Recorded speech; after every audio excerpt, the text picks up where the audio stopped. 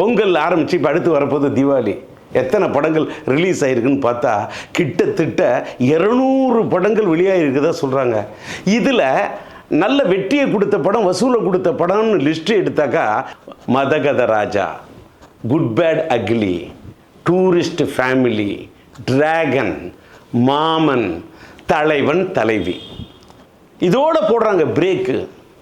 தமிழ் திரையுலகம் ஏன் ஏற்படுத்த மாட்டேங்குது ஒரு ரெக்கார்ட் பிரேக்கு? வெற்றி பெற்றா உடனே அதுக்கு கட்டிக்கிட்டு இருக்காங்க தோரணம். ஆனால் கீழே விழுந்துட்டா அதுக்கு தேடணும் காரணம்.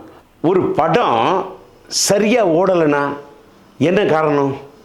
படத்தை எடுத்த தயாரிப்பாளரா, இல்லை அதுக்கு பேக் பண்ண ஃபினான்சியரா, இல்லை அந்த படத்தை இயக்குன இயக்குனரா, இல்லை அந்த படத்துடைய கதையாசிரியரா, இல்லை அந்த படத்துடைய இசையமைப்பாளரா, இல்லை அந்த படத்தில் நடித்த நடிகர் நடிகைகளா, இல்லை பெரிய கதாநாயகர்களா?